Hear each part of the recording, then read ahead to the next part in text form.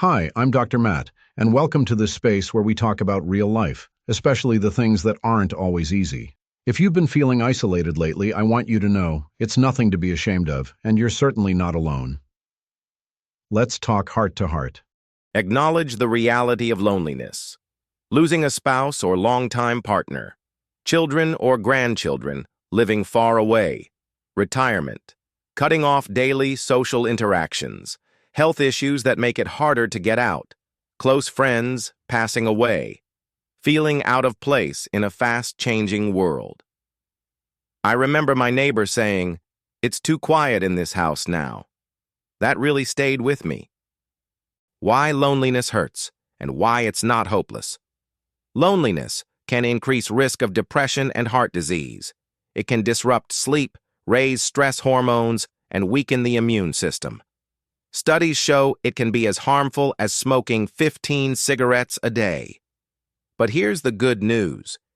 Even small moments of connection can lift us. Loneliness is a signal, not a sentence. It tells us we're meant for connection. Just like we learn to walk or ride a bike, we can relearn how to connect. Practical tips to cope with loneliness. 1. Join or start a small group community center book club, church or temple social groups, knitting or gardening clubs. 2. Volunteering food banks, schools, hospitals, helping younger generations with skills, animal shelters, if you love animals. 3. Use technology. Ask grandkids to help with Zoom or WhatsApp. Join Facebook groups for seniors. Watch live church services or community events online. Adopt a simple routine that brings joy. Walk daily at the same time. Say hi to neighbors. Keep a gratitude journal. Try short meditation or prayer moments. 5. Therapy or senior counseling. Some services are free or low cost for seniors. Talking to someone trained can ease the weight. 6. Consider a pet or plant. Even a small plant brings life and care. A cat or dog can be a beautiful daily companion. 7. Try to help anybody if you help change someone's life for the better. Then you have not lived your life in vain. Encouragement and mindset shift. You're never too old to be loved or needed. A friendly hello can be the start of something new. Being alone is a circumstance. Feeling lonely is something we can change with time, love, and patience. People who need people are the luckiest people in the world. Barbara Streisand. To the world you may be one person, but to one person you may be the world. Dr. Seuss.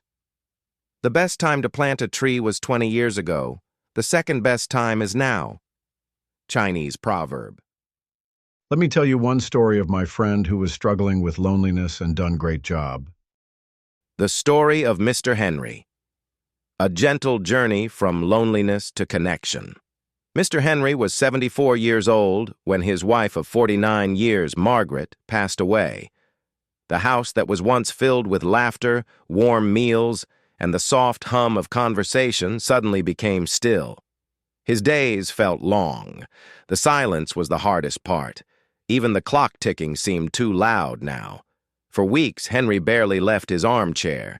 He'd eat simple meals, watch television without really watching, and go to bed early just to end the day. But one rainy Tuesday, something small changed. Step 1. He acknowledged his feelings. Henry sat by the window, watching the raindrops slide down the glass, and quietly said to himself, "I'm lonely." It wasn't easy to admit, but saying it out loud was like opening a door just a little. For the first time, he gave himself permission to feel sad, but also to think about what could come next. Step 2. He reached out. A few days later, he called his daughter, not for anything big, just to say hello. They ended up talking for almost an hour. She invited him to a Sunday lunch with the grandkids. That phone call reminded Henry that connection didn't have to be complicated. Step 3. He took a small step outside the next week. Henry started walking to the local cafe in the mornings. At first, he didn't talk to anyone. He just sat with a cup of tea. But over time, he started to nod at familiar faces. One man, Joe, started chatting with him. They both liked crossword puzzles. They began meeting once a week to do them together. Step 4. He found purpose again. Henry heard from Joe about a local community garden that needed volunteers. He didn't have much energy, but he liked the idea of being around plants and people. He started showing up once a week, then twice. Soon, he was the one showing newcomers how to plant tomatoes.